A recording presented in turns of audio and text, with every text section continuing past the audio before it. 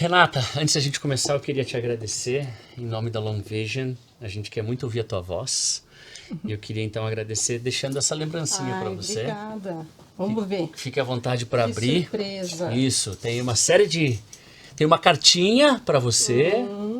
Tem um livro que chama-se O Menino, a Toupeira. Uma caneca nova. Uma caneca nova. Livro. Qual que é o livro? Chama-se O Menino, a Toupeira, a Raposa e o Cavalo. Você conhece? Não conheço. Então, tem uma dedicatória especial para você. Você vai adorar.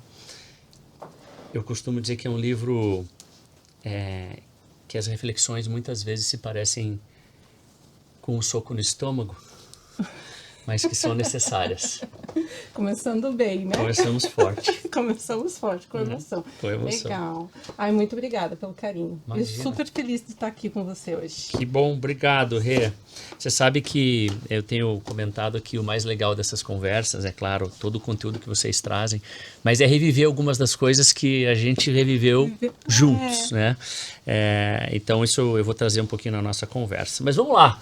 Sejam muito bem-vindos e bem-vindas ao Long Vision Talks, o seu canal para dialogar com gigantes. Eu sempre gosto de começar os meus treinamentos e palestras falando do nosso propósito. E aqui no podcast não seria diferente. O nosso propósito é reduzir o estresse, aumentar a felicidade e a compaixão nas organizações.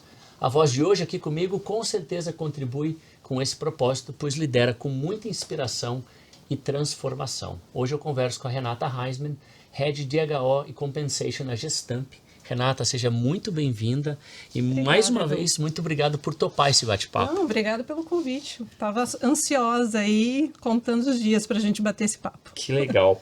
E eu tenho certeza que vai ser um papo que vai inspirar muitas pessoas, porque você tem muito para contribuir. Deixa eu contar um pouquinho de você, para quem não te conhece. Tá Renata bom. é mãe, esposa, mulher, apaixonada pela trajetória da vida e pelas pessoas. Psicóloga de formação, se especializou em comportamento humano e comportamento dentro das organizações. Uma lifelong learner de pessoas, da psicanálise e neurociência. Rê, conta um pouquinho da tua história, da tua trajetória, porque a gente se conheceu na época do HSBC. Há um tempinho, né? Há um tempinho atrás, a gente já vai falar um pouco sobre isso, mas conta um pouco da tua história. Legal. Bom, eu fiz psicologia pensando que ia mergulhar no mundo da clínica, né? E levei isso alguns anos aí, um mundo, duas vidas paralelas, eu diria. Que legal. Né? Clínica e o mundo corporativo. E daí chegou um momento que eu achei que eu tinha que fazer uma escolha, não dava para mim, pelo menos naquele momento era muita coisa e eu não estava fazendo uma coisa, né? O que eu gostaria direito. Certo. Aí eu optei pelo mundo corporativo, acho que muito a ver com a questão de que no mundo corporativo a gente não é tão solitária, né? A gente troca, a gente Sim. conhece muitas pessoas, assim, vive a experiência todos os dias, né? Então, eu acabei optando ir para a corporação, comecei com recrutamento e seleção, não era Talent Acquisition, não é como é hoje, né? Porque o nome das coisas mudam, fica mais chique, né? Então, comecei com recrutamento e seleção, trabalhei aí em consultoria alguns anos, até entrar no HSBC, que foi quando a gente se conheceu. Olha só. Né? E entrei fazendo recrutamento e seleção lá, mas também um projeto que eles chamavam de transição de carreira. Certo. Então, eles tinham um modelo de reaproveitamento dos colaboradores, né, dentro da organização, e a gente fazia esse acompanhamento da trajetória dessas pessoas, então, onde elas estavam trabalhando e... Alta liderança?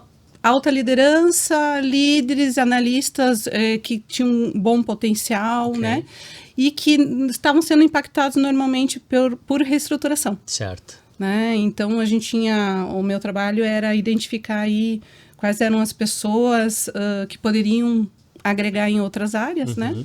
E foi que eu me apaixonei por desenvolvimento, né? Eu falei, olha, então agora vou investir nessa área, né? E comecei a trabalhar com essa parte de planejamento de carreira, desenvolvimento, daí olhando que o comportamento era cada vez mais importante e definidor, né? Do que seria sucesso para uma pessoa, né? Perfeito. E isso foi evoluindo, né? E daí passei por planejamento sucessório, gestão de talentos, gestão de performance, treinamento. Olha, quanto tempo de HSBC, Rê? Deram quase 14 anos. Que legal. Né? E foi daí, em seguida, foi adquirido pelo Bradesco. né? E foi também um super aprendizado, porque eu aprendi que a gente se identifica ou não com uma cultura, Verdade. né? E que não existe cultura certa ou errada, é a cultura da empresa, Perfeito. né? E não tinha um match, né? Enfim, e tanto o Bradesco como eu, a gente viu que não fazia muito mais sentido tudo isso. Fui trabalhar como consultora daí, acho que quase um ano, e reencontrei meu primeiro chefe. Olha só. Aí nessa trajetória, nesse um ano de consultoria, que, né, o meu primeiro líder, que foi o Washington, né, quando eu era estagiária na consultoria, que eu comecei minha carreira. O Washington que está hoje na Gestamp, como head de... como diretor executivo, VP de RH. E, enfim, nos encontramos num evento de recursos humanos e começamos a conversar e surgiu um projeto de gestão de talentos e sucessão. Eu fui para implementar esse projeto como consultora e fui convidada daí para ingressar na organização já em seguida, já meio misturado com o próprio projeto, assim. E aí você sai de uma instituição financeira para a indústria. Nossa, é isso mesmo. Uma mudança. Vamos falar dessa mudança, mas antes, tem uma curiosidade que eu acho muito legal e eu gosto de trazer esses causos aqui, né, na nossa conversa. Quando a gente se conheceu pela primeira vez, eu lembro que você, inclusive, tem um papel fundamental na vida da Long Vision, você sabe disso, porque você participou da primeira turma piloto de Presentation Skills, que a gente ministrou isso na minha escola, lá no Cabral, que era uma salinha, como esse estúdio aqui. Olha, eu acho que era pequena igual. Era pequena assim, e era eu e a Penélope, e vocês estavam lá, toda a diretoria do banco, para validar. Eu olho para trás e fico pensando, caraca, o que vocês viram naquele momento? Que falou, pô, vamos seguir com esses dois aqui, tem algo legal, porque a estrutura não era boa, era um espaço pequeno. Me conta o que você viu. Era conteúdo, né, Edu? Era conteúdo. Assim, primeiro, eu acho que tem uma empatia muito grande na maneira com que vocês tratam as pessoas que vêm aprender com vocês. Entendi. Então, acho que isso fez uma super diferença. Penélope, sensacional, né? É uma bagagem também de vida que impacta muito, né? Que traz outros olhares. E eu ficava pensando, pô, um engenheiro civil... É bem isso. Que gosta de gente. Professor de inglês. Professor de inglês. Não, tem alguma coisa aqui. E eu acho que foi um pouco essa conexão, né? Que fez sentido... na época para o HSBC e continua fazendo sentido, por isso que a gente está trabalhando até hoje junto, verdade, né? É verdade. Então, que eu acho que vai fazendo sentido de a gente conseguir fazer esse acompanhamento. Então, assim, é o conteúdo e eu acho que muito da empatia. E a maneira que a gente... É do que vocês se relacionam com a gente. Eu sou muito grato porque eu acho que ali foi um ponto de virada muito grande para a Long Vision, porque a gente começou a fazer trabalhos através da escola, era a escola fazendo os presentation skills, até que não fazia mais sentido e a gente criou a Long Vision. Mas vamos lá, vamos falar dessa tua mudança de uma instituição financeira, um banco inglês, né, uma corporação multinacional para uma indústria. O que muda? Qual foi a grande mudança? O que para você foi o grande impacto? O bom é que pessoas... são pessoas. Perfeito. Né? Mas são únicas. Então, assim, não dá para dizer assim, gente é gente e vai trabalhar. O que muda muito eu acho que é a perspectiva de como você trata o negócio. Tá. Né? Porque a indústria financeira, vamos dizer assim, ela é muito abstrata. Né? Você tem... O que é o produto? Né? São as transações financeiras, né? Você não tem alguma coisa que você pega... palpável, tangível, né? Não ali no momento, mas lá na ponta final, sim, né? E a indústria, ela tem uma coisa muito concreta, né? Você vê um produto saindo que vai ser entregue para uma pessoa, essa pessoa vai estar utilizando em algum momento, né? E por mais que a gente não seja uma empresa B2C, né? A gente ainda é B2B, tem um produto que a gente sabe que vai ser colocado dentro de um carro ou por fora de um carro, né? Um metal... e que vai fazer sentido, né? Sim. E eu costumo dizer que daí na indústria automotiva a gente percebe um pensamento mais concreto, mais racional, né? Mais direto, né? A grande maioria das pessoas também são engenheiras, tem um perfil mais específico que olha para essas coisas, né? numéricas de uma maneira muito específica, acertando exatamente. E eu acho que na indústria financeira você tem um perfil de profissional que ele é mais abstrato. Entendi. Né? Então ele tem um jeito de pensar um pouco diferente, né? E que não, as coisas às vezes precisam números, precisam de comprovações, sim, mas é uma lógica diferente de pensar.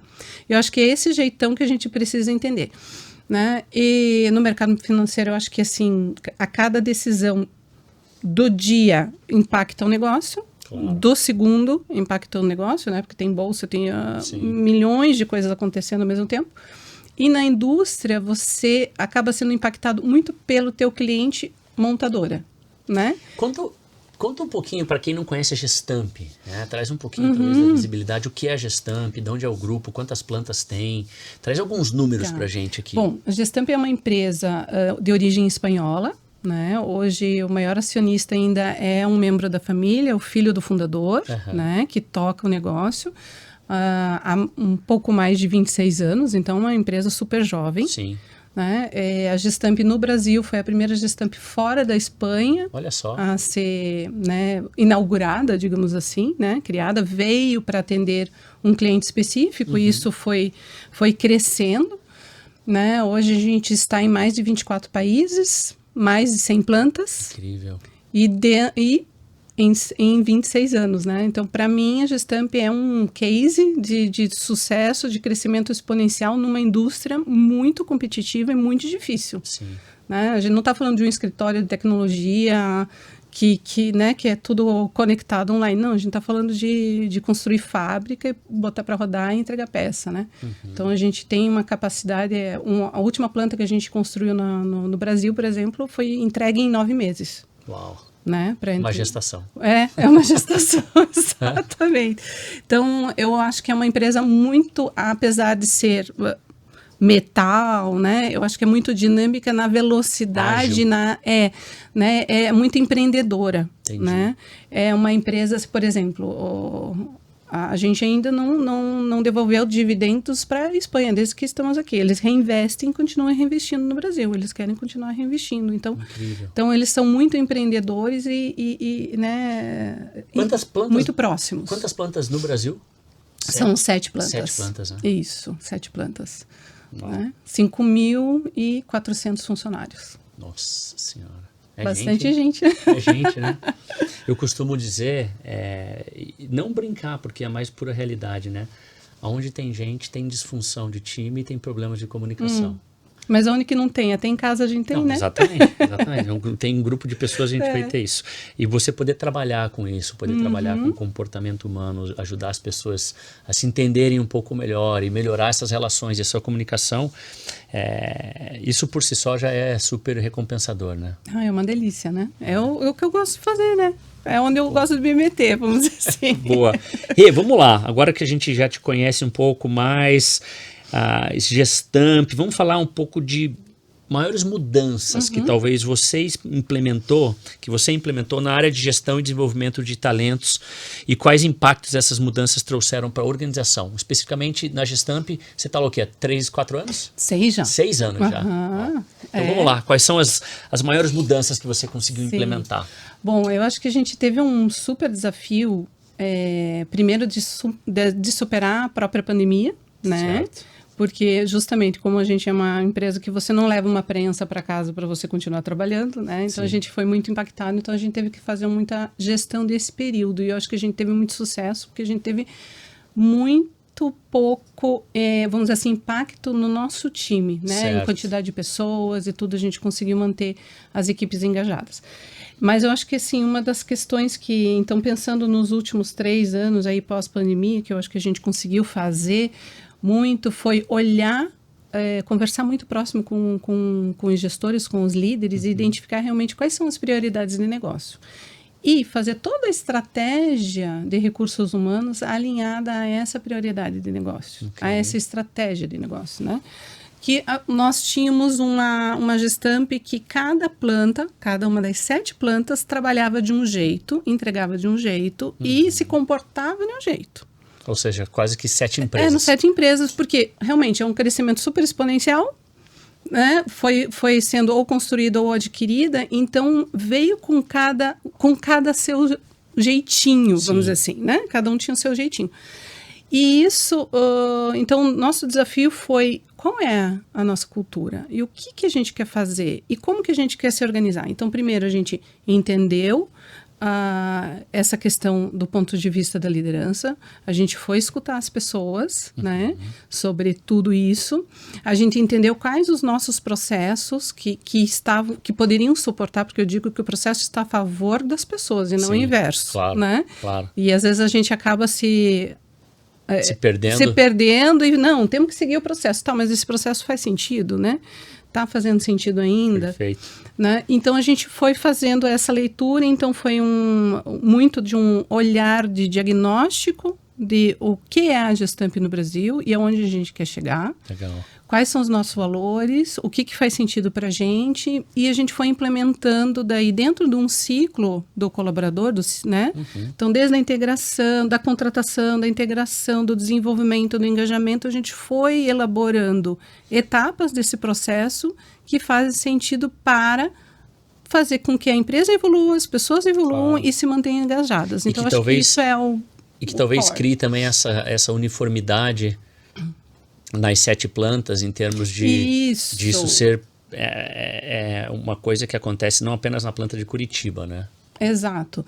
Né? Então, a gente foi elaborando programas que a gente trouxesse, vamos dizer assim, um discurso comum, uma sensibilização comum, né, sobre alguns temas relevantes, por exemplo, a confiança, a colaboração, a conexão. Legal. Né? Então, a gente foi trazendo como fazer uma orientação de pessoas, como dar um feedback, como fazer uma liderança. Então, a gente foi olhando todos os rituais dessa liderança, como que elas se conectam com as pessoas e como que essas pessoas daí impulsionam o desempenho da organização. Então, a gente começou com o simples, né? Que é escutando as pessoas, mas também montando uma trilha de desenvolvimento que fizesse sentido, que desse essa sustentação, para as pessoas poderem começar a escutar sobre isso e daí depois poder praticar. Legal. Né? Então, acho que isso é E eu vejo que faz muito sentido com o que a gente tem hoje em relação a 4 anos, por exemplo. Isso que eu ia te perguntar, esse tempo, né, desse processo, dessa criação de uma trilha, ou isso está vivo ainda, está acontecendo, ou isso aconteceu nos últimos 4 anos, isso já... Não, tá vivo, porque na verdade assim, é trilha mesmo, né? Trilha, você passa por um caminho num dia, no outro dia você tem que fazer uma voltinha. Sim. Né? Tem um matinho ali, ou você arranca o mato, ou você desvia dele. Perfeito. Né? Então, eu não acredito em programas que sejam de início, meio e fim. Você pode ter um ciclo de início, meio e fim. Mas você vai ter que repetir ele de alguma maneira, você vai ter que mudar ele em alguns pontos, acrescentar, tirar, né? E tudo depende... Por quê? Você tem um turnover, você tem pessoas novas chegando, você tem novos aprendizados, você tem novos conhecimentos a adquirir. Perfeito. Então, você tem que continuar construindo. Para mim, não é um programa, é um processo, né? Legal. Vamos falar de uma das tuas especialidades, que é a gestão de talentos. Eu sei que você gosta muito. Adoro. E manda super bem. Vamos falar um pouquinho aqui, tem uma pergunta para você. Então, a aquisição de talentos é um campo em constante evolução. A gente está falando um pouquinho disso aqui nas trilhas, no desenvolvimento das pessoas. Mas quais são as principais tendências que você observa atualmente nesse campo?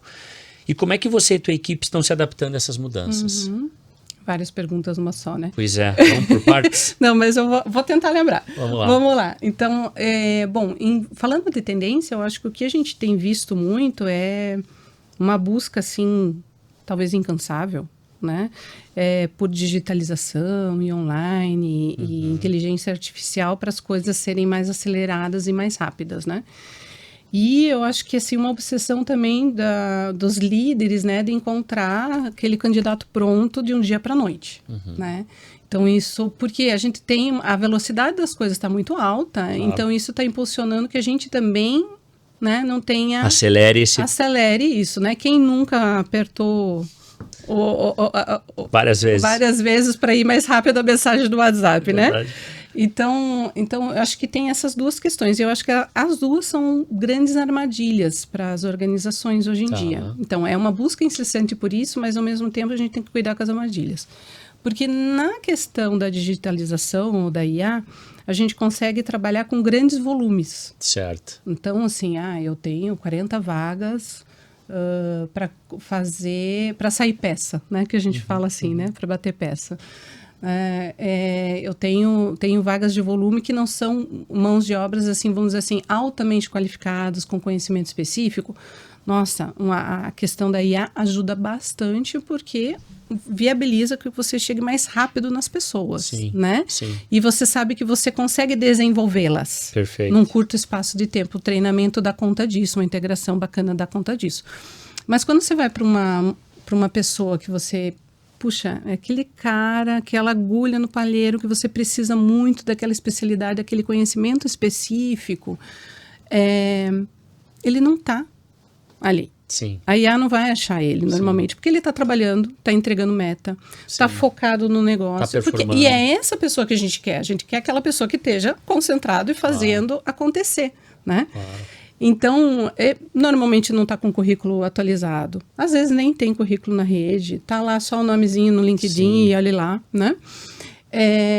E se acabou de sair, porque às vezes foi impactado uma reestruturação, ou não está legal a cultura, quer fazer alguma coisa diferente, às vezes eles também têm uma dificuldade de se reingressar nas organizações, porque eles, como que eu escrevo um currículo? Não se preparou para isso, Não se preparou para isso, estava olhando, né, assim, para a entrega. Então, é falha. Então, a gente pode ter esse problema de não encontrar a pessoa, né?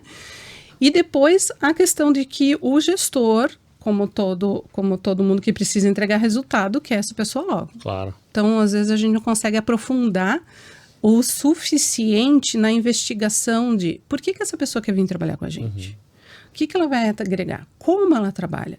E, assim, além de onde ela quer chegar, como ela quer fazer essa trajetória para chegar até lá, né? E deixa eu pegar esse gancho, porque eu acho que conecta muito com a minha próxima pergunta aqui, que é o seguinte...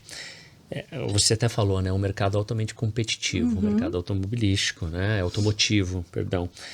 E aí, que estratégia você utiliza para atrair e reter os melhores talentos? Porque a gente não está falando de uma startup, a gente não está falando, né, dessas empresas que têm, assim, talvez um atrativo por ser uma empresa de tecnologia, sim, é uma indústria. E aí, como é que vocês fazem? Acho que é cada vez mais desafiador, né? Até talvez aí 2, 3 anos atrás, mas antes da pandemia, eu acho que principalmente, a gente tinha uma estratégia discreta, de ser discreta no mercado, e isso era suficiente, né? Hoje a gente já tem mais de 30%, ou próximo de 30% da nossa população geração Z dentro da organização. Eles querem outras coisas. Sim. Eles estão buscando em outro tipo de valor, né? Então, a gente tem que começar a entender também que eu vou trabalhar com diversas gerações dentro da organização, que elas querem coisas diferentes, e como eu me converso com cada uma delas. Sim. E a mesma coisa para o mercado. Então, até 3, 4 anos atrás era confortável dizer, não precisa um post no LinkedIn, no Insta, na internet. Não precisa, porque é a Gestamp, e a gente é muito bom, e pronto. Renomada. Né? É renomada, né? Um big player nessa área. E hoje não, a gente tem que olhar como que a gente faz isso. Mas a gente tem um perfil mais discreto. E a gente é um B2B, não é um B2C. Então, o que a gente faz? A gente está contando as histórias, a Gestamp, através das próprias pessoas. Que legal. Né? Então, quando a gente incentiva muito que se participa de um desenvolvimento, um projeto bacana e tal, que isso esteja, né, na rede.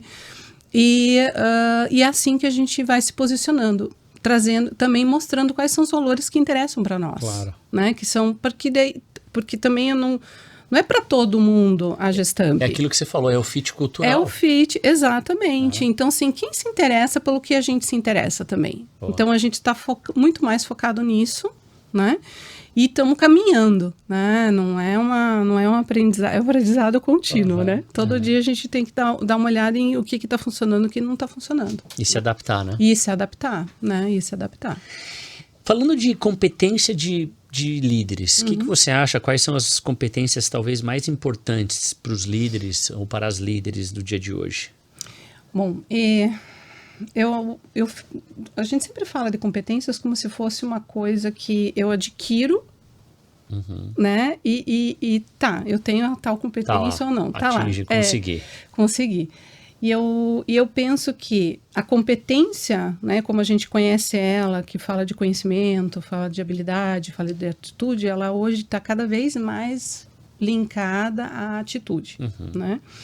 Então, não basta, eu acho que a competência em si, do que você adquiriu, ela dá conta do hoje, não vai dar conta do amanhã. Boa. Né?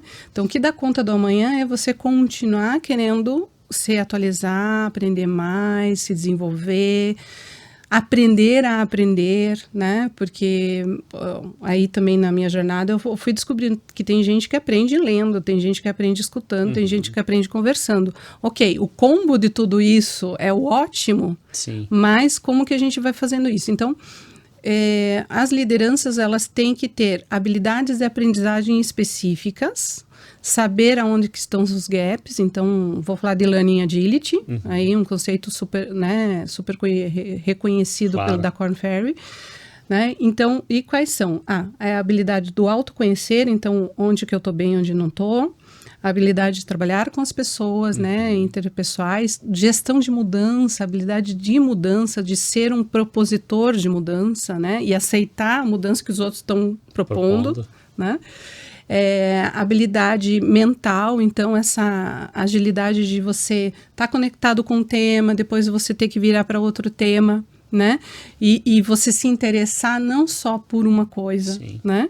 E por fim, daí conseguir ter uma habilidade para resultados, né? Então, eu acho que se você trabalha tudo isso, e você não vai ser 100% em tudo, quiçá 50%, 60%, você daí, o teu líder, ter a capacidade de identificar no time as pessoas que são ágeis em cada uma dessas habilidades e fazer essas composições, sabe? Não, faz super sentido, mas tem um elemento que você não falou, mas talvez esteja intrínseco aí aos elementos que você trouxe, que é essa capacidade desse desenvolvimento da nossa inteligência emocional. Sim, super. Isso, né? Também é importante. E eu acho que tem um pouco a ver com a habilidade de autoconhecimento, porque daí você sabe se você modula bem ou não modula bem isso, né? E dentro dessa inteligência emocional também eu quando tô brava, eu falo mais do que devo, então tiro o pé, porque eu vou afetar a minha agilidade interpessoal se eu for para ir. Então, essa inteligência emocional, sim, fantástico, perfeito, né? Faz todo sentido. Rê, e como promover um ambiente de confiança e mais humano, né? Por meio da vulnerabilidade, vamos dizer assim, num ambiente de indústria, eu diria que predominantemente talvez de homens, eu não sei qual é a gente está em 16% de mulheres dentro da área do 16%. Então, majoritariamente masculina mesmo. Isso. Como que faz isso? É fácil, né? Mas eu acho que é super necessário e eu penso que assim, a trajetória que a gente teve de começar a colocar os temas na mesa fizeram todo sentido. Então, primeiro a gente tem que, de novo, eu volto a escutar as pessoas, ouvir o feedback e entender, né? A gente causar um ambiente, acho que é causar mesmo, porque a indústria automotiva, ela não permite o erro com muita facilidade. Isso está mudando. Né? Já tem grandes empresas, grandes corporações que já estão dizendo, erra rápido e transforma, faz de novo, né? Mas, então, assim, as pessoas têm muita dificuldade de se colocar vulneráveis e dizer, não sei, não tá legal, você pisou na bola e eu também, né? Porque sempre tem sempre um terceiro que teve a culpa, né? Na história, né? Então, assim, se colocar vulnerável é muito difícil e a gente veio fazendo... Então, entregas de desenvolvimento que trouxessem esse tema colocassem essa pauta na mesa, né? Então, acho que primeiro de tudo não é simplesmente você dizer, você tem que ser mais vulnerável, né? É racional somente, né? Não é. Então você traz o tema, você traz exemplos, você vai conversando com as pessoas e vai repetidamente, intencionalmente trazendo o mesmo tema de diversas formas, né? E é o que a gente tem feito aí com as trilhas de desenvolvimento. Rê, a gente rodou, né? Tanto durante a pandemia, se eu não me engano, algumas coisas acho que online, até antes da pandemia. Depois a gente rodou vários dos 5 Behaviors nas plantas. Isso. E eu queria perguntar para você, primeiro, essa jornada do 5 Behaviors trouxe algum resultado para vocês? Você vê alguma coisa que de fato ajudou nessa transformação? Se você puder compartilhar alguns insights, o que mudou? O que ajudou? Bom, primeiro que eu acho que assim, uma coisa que não existia ou existia muito pouco, né, eram as ditas conexões. Eu acho que o 5 Behaviors, ela sustenta muito, né, ela traz essa característica de você se manter conectado, né? Apesar de você trabalhar diversas características e comportamentos dentro do 5 Behaviors, ela faz com que as pessoas aprendam a conversar. E a se conectar. Verdade. Né? Ela começa a criar, e claro, né, tem pessoas que você vai ter mais confiança ou menos confiança, e isso vai sendo desenvolvido, porque a partir do momento que você consegue se liberar, né, você consegue essa questão. Mas o que eu vejo hoje é uma conexão, as pessoas passam no telefone para falar com o colega que às vezes eles não faziam no passado. Legal. Né? Ainda tem aquela coisa, e eu acho que é natural e sempre vai existir, aqui, sei lá, em Santa Isabel, ou em Taubaté, ou no Paraná, aqui não funciona exatamente assim, mas me conta. Né? Assim, estão abertos a fazer esses compartilhamentos e estarem conectados. E eu acho que as pessoas começaram a dizer, puxa, eu também pisei na bola. Olha só. Né? Não é todo mundo, porque é difícil para a pessoa, né? Mas assim, a gente vê que as pessoas estão começando a ficar menos preocupadas com o erro e sim se unir e resolver o problema juntos. Perfeito. Né? Estamos 100%? Não, acho que nunca ninguém está, né? É um processo, um processo, mas assim, o que eu vejo de maior impacto e as pessoas fazerem referência. Isso é muito legal. Né? Então, eles fazem, não, nosso time é coeso, ou eles usam muito a palavra coesão, como você traz muito, né, na tua facilitação. Então, eles começam a utilizar, se apropriar, não só dos termos, mas do comportamento relacionado, sabe? Que legal. Não, que legal escutar isso. Fico feliz. Esse é o propósito desse trabalho, gerar essa mudança individual e coletiva. Sim. Eu falei para você que tem um momento que Chegou o momento, Renata. Chegou o momento que eu escolhi uma frase para você. Vamos lá. Então, o menino, a topeira, a raposa e o cavalo, você vai adorar esse livro, tenho certeza. Eu escolhi a seguinte passagem para você. Aqui nessa imagem aqui tá a raposa, o menino e a topeira caminhando e tem a seguinte conversa. Ser gentil com você mesmo é uma das maiores gentilezas, ponderou a topeira.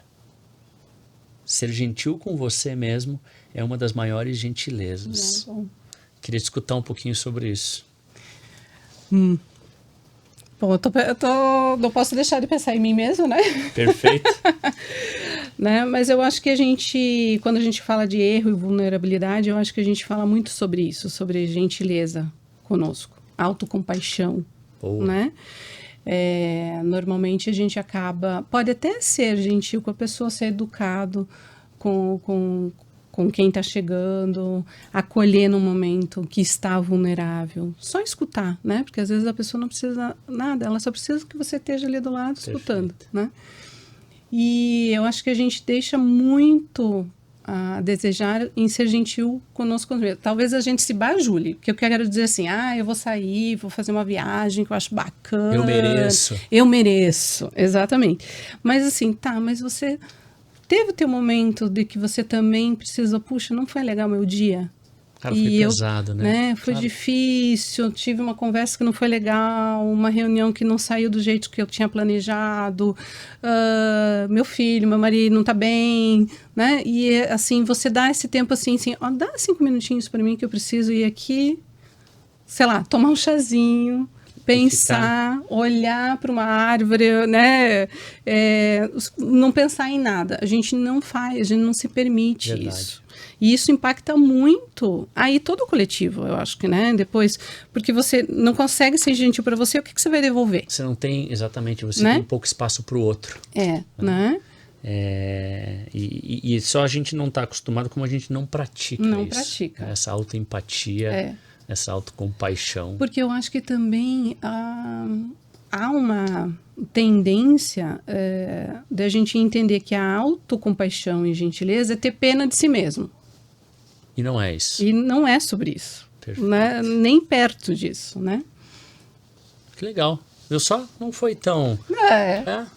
Fui gentil com foi você. Foi gentil.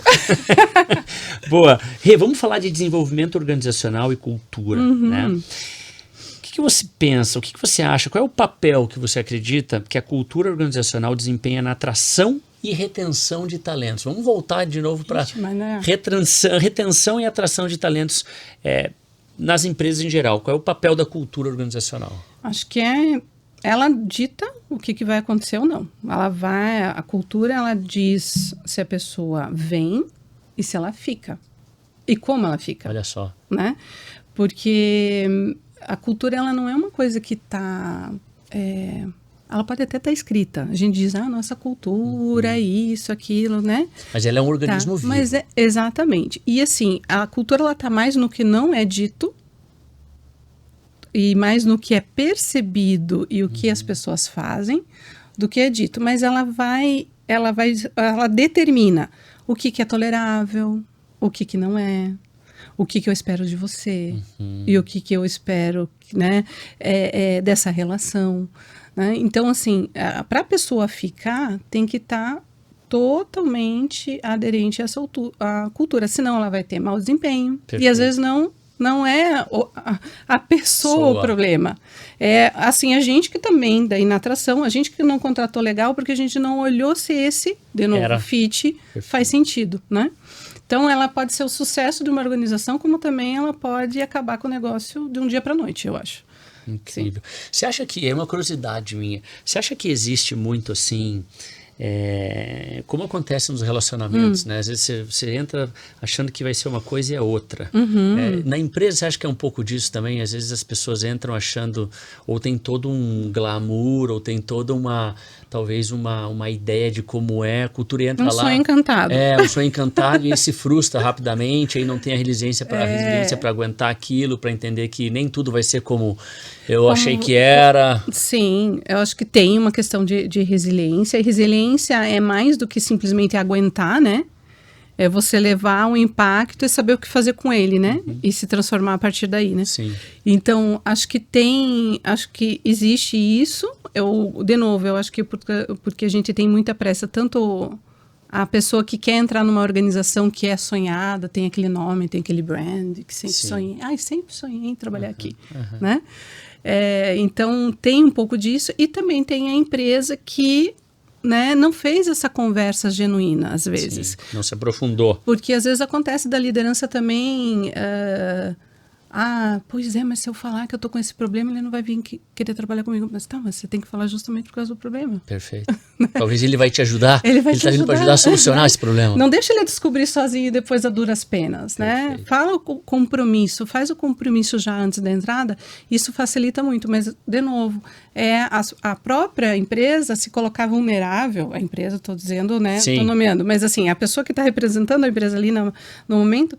dizer assim, temos problemas, a gente está contratando justamente porque eu preciso de alguém para me ajudar a resolver esse problema. Perfeito. Né? E às vezes não tem essa conversa. Nada melhor do que essa transparência e essa verdade logo Sim. de cara. Porque aí é uma escolha também, né? Exato. É uma escolha mais fácil da pessoa, né? O Rê, me conta um pouquinho ao longo dessa tua carreira aí brilhante, mas eu quero falar um pouco mais especificamente desses últimos 6 anos na Gestamp. Qual foi o teu momento mais difícil na Gestamp? Onde você pensou assim, caraca, será que eu tô no lugar certo? Será que é para mim isso aqui?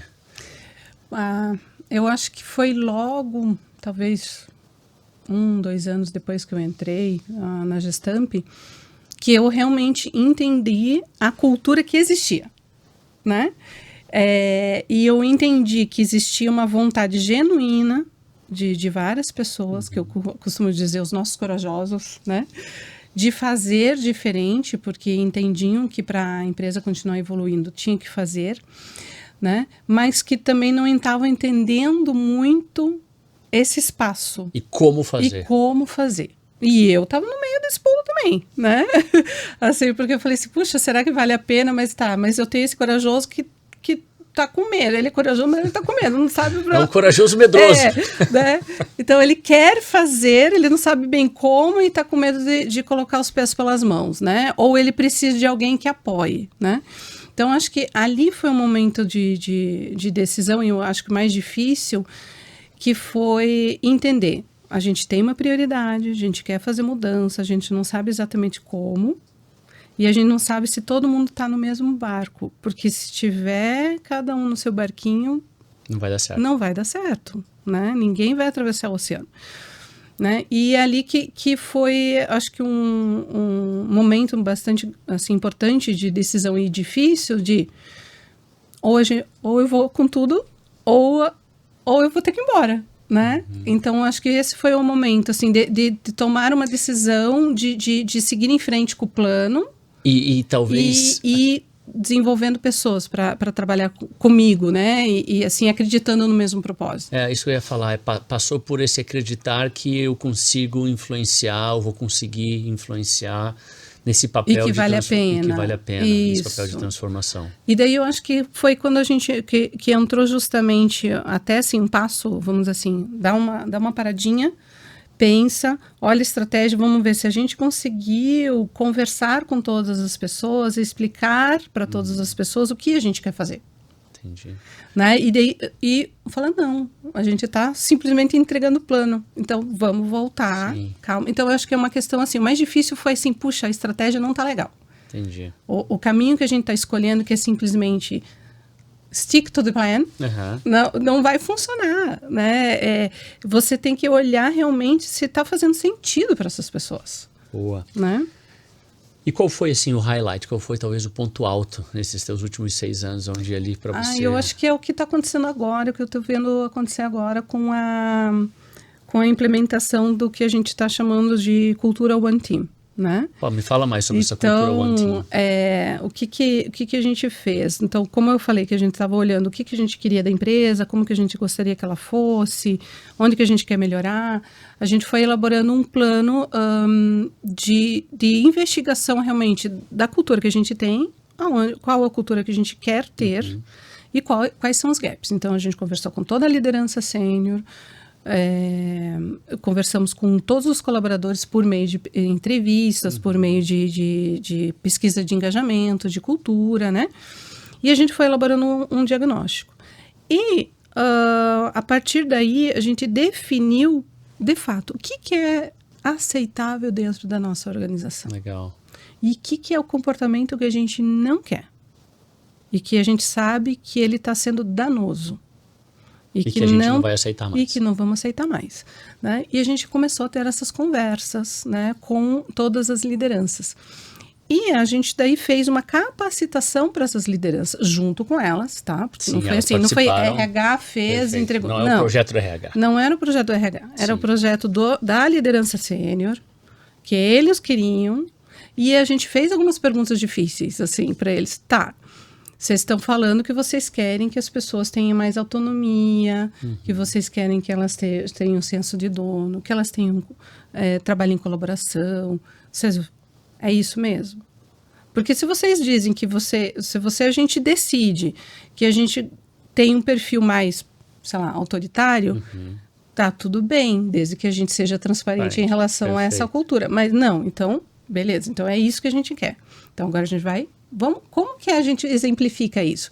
Daí a gente foi construindo com os líderes exemplos disso. Então, vamos lá, conta lá na história. O que aconteceu no projeto tal que não foi legal? Aconteceu tal coisa. Então, vamos contar isso, vamos transformar isso num mini case. Aí a gente transformou isso num mini case. Legal. E o que a gente esperava que a equipe tivesse feito e o que ela fez. Daí a gente colocava e a gente transformou isso num jogo, num game. Que legal. Né? Então, assim, primeiro a gente desenvolveu as pessoas, a gente entendeu o que era cultura, a gente aprofundou, foi lá no conceito, você sabe que eu gosto, né? Sim. Então, a gente aprofundou muito e eu acho que é super importante, mais do que gostar, é muito importante para as pessoas entenderem porquê das coisas, Claro, né? Claro. E, então, assim, a gente aprofundou com os gestores isso, a gente criou os comportamentos, né? Descreveu o comportamento, o que significa ser colaborativo. Para você pode ser uma coisa, para mim pode ser outra. Claro. Tá, mas o que é o nosso colaborativo? Vamos definir. Vamos definir. Colaborativo é mais do que colaborar com o teu colega, é quando você percebe que você tem condições de ajudar. E mesmo ele não esteja pedindo ajuda, você vai ajudar. Perfeito. Né? Então, a gente foi definindo o escopo, vamos dizer assim, de cada um desses comportamentos. E daí a gente foi traduzindo isso em exemplos específicos de coisas que haviam acontecido dentro da organização. Entendi. Coisas bacanas. Mais tangível, isso. Né? Tanto coisas que não foram legais, como coisas que foram bacanas, para a gente mostrar. Isso é um exemplo de coisas que a gente quer que continue acontecendo. Perfeito. E isso é um exemplo de coisas que não é legal e a gente não vai permitir mais que aconteça. Então, acho que é esse momento que a gente está vivendo e é bacana porque a gente tem visto nas redes sociais, né, nas contas pessoais dos colaboradores, falando, somos um team. Olha só. Né, nossa, participei de uma facilitação muito bacana e tal. E quem que está facilitando? Não é o RH. Não é um instrutor, não é um consultor externo. São os gestores. Que legal. Então, eles estão indo para a sala com o nosso apoio, a gente está parceiro disso, mas eles são os protagonistas. Então, é o que está fazendo diferença. Viraram os embaixadores, os sponsors desse... Isso, inclusive, eles são chamados embaixadores, né? Que legal. Da nossa cultura. Perfeito, né? Perfeito. Muito bom. Então, é um momento de realização. De realização, eu acho, assim. Que começou lá há muito tempo, com toda essa evolução aí, né? De trabalhos. Que legal. Falando um pouquinho do futuro, Rê. Olhando para o futuro, quais são, na sua visão, as suas previsões para a evolução da gestão de talentos e desenvolvimento organizacional nos próximos anos? O que você acha que vem pela frente? Bom, a gente começou falando, né, que o mercado está competitivo, que tem digitalização. Eu comecei a comentar por aí, eu acho que a gente não vai fugir disso. Então, na gestão de talentos, a gente também vai ter que levar isso em consideração, né? A tecnologia, a favor ou contra. Então, como que a gente vai usar com responsabilidade isso, né? Eu vejo também, assim, uma grande tendência que a gente precisa olhar no longo prazo. Então, sustentabilidade, ESG, né? A gente vai ter que trabalhar com isso. E, inclusive, as pessoas que estão vindo para as organizações hoje se interessam muito mais por isso. Tive um exemplo recente de uma aprendiz, né? Da turma do Senai, numa das nossas plantas de São Paulo, dela mostrando o trabalho, né? De melhoria do processo. Isso super jovenzinha, acho que uns 19 anos. Legal. Mostrando a melhoria de um processo de automatização, né? Simples, né? E o maior orgulho dela, a fala dela, além de ser super bem estruturada, ela comentar que ela conseguiu fazer toda aquela melhoria sem gerar resíduo nenhum. Olha só. Então, a cabeça, né, das pessoas estão olhando para isso. Então, a gente também, como organização, tem que olhar para isso. Claro. Né? Tem que olhar para diversidade, equidade, inclusão. Né? Então, é uma empresa para todas as pessoas ou é uma empresa de alguns? Né? Eu entendo que as organizações, elas têm que ser uma empresa para todas as pessoas, para fazer sentido. Porque o que você está entregando também é para todas as pessoas. Perfeito. Né? Então, é um coletivo. Então, eu acho que isso é uma questão que vai estar muito ligada à gestão das empresas, né? E à evolução das coisas. Né? Enfim, acho que tem tantas, né, que impactam, mas eu vejo que a questão da diversidade, a questão do ESG, a questão da tecnologia, elas estão todas conectadas e fazem sentido, né? E é como vai fazer com que a gente continue evoluindo, né? E sendo sustentável dentro, Perfeito. né? Sabe que um dado que você trouxe aqui me chamou a atenção, queria até perguntar para você. Como é que você vira esse jogo onde você tem aí 16% que você falou de mulheres ou 14% de mulheres? 16%. 16%. Como é que você vira esse fábrica. jogo? Eu acho que, assim, é um trabalho contínuo também, né? A gente começou a implementar algumas ações de diversidade, de inclusão, de sensibilização sobre o tema. Assim, você vai para uma escola do Senai, por exemplo, profissionalizante, majoritariamente é de meninos, né? Sim. Tem acontecido, já nas engenharias a gente já tem tido um maior equilíbrio, Sim, né? Então, verdade. só que não é, então a base que eu trago para dentro da organização tem menos mulheres, Sim. né? Mas a gente já percebe, por exemplo, e só estou dando o exemplo de mulheres, Claro. este é recorte, né? A gente Claro. pode falar de tantas outras coisas, mas quando a gente olha para dentro de casa, a gente percebe qual que é o índice de engajamento, de afastamento, de permanência das pessoas na organização, né? Quanto mais diverso, mais engajados. Então, a gente tem que continuar trabalhando nessa sensibilização. Claro. A gente começou uma série de ações de desenvolvimento esse ano focados em diversidade. Que legal. Né, para falar muito mais do assunto, porque, de novo, eu acredito que primeiro a gente tem que fazer as pessoas entenderem o assunto e que não é uma conversa deles e nossa. Sim. É uma conversa de todos, né? Então, a gente tem feito, e foi bacana, porque no webinar que a gente fez o ano passado sobre diversidade, eu tinha umas 60 mulheres num webinar. E só mulheres.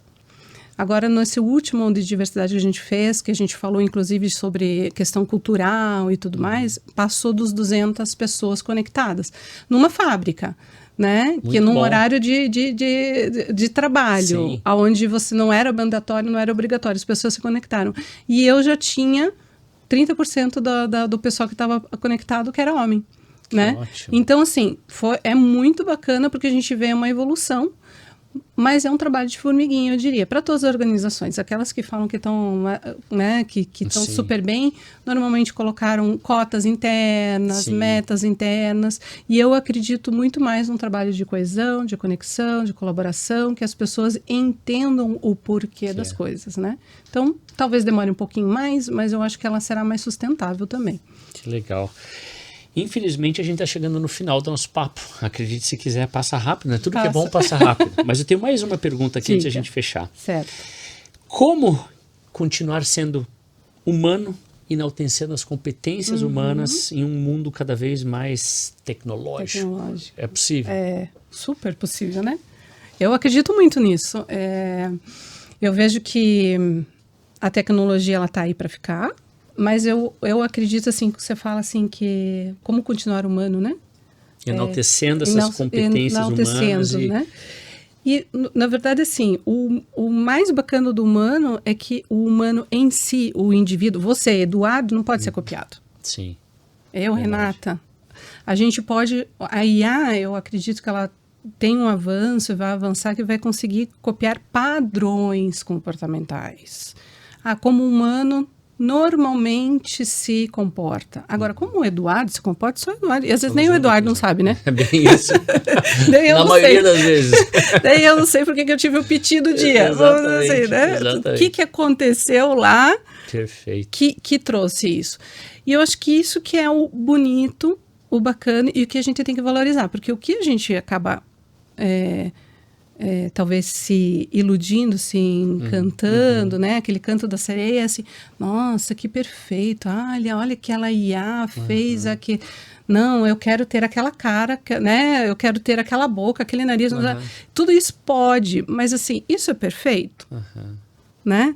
Isso é o sinônimo de ser pleno, né? Então, eu acho que essas questões a IA não pode competir. Perfeito. E a gente não pode se iludir que é isso que é o bacana, né? Então ser imperfeito para mim é o que vai fazer com que a gente consiga continuar se movimentando, querendo crescer, aprimorar, se desenvolver. Se conhecendo. Dando também a oportunidade para o outro se desenvolver, né? Porque se você sabe que você é falho, você também permite que o outro seja, claro. Né? Então acho que isso aí que é o que a gente tem que preservar, né? Que é o que a gente tem que ter com mais cuidado e que vai fazer a diferença, né? Que legal. Muito bom. Rê, queria agradecer esse papo maravilhoso. Obrigada a você. Quase uma hora de conversa. Passou rápido mesmo, Nossa, né? Passou, né? Queria te agradecer. Bom, vamos lá. Galera, esse foi mais um Long Vision Talks, dessa vez compartilhando a voz dessa gigante Renata Heisman, que eu tenho um carinho muito grande. De novo, obrigado a você, Rê, pela participação e aos nossos ouvintes e colaboradores. Quer saber mais sobre histórias fantásticas de grandes líderes? Curte aqui o canal, segue a gente e compartilhe os episódios com quem precisa daquela grande pitada de inspiração. Até a próxima. Tchau, tchau.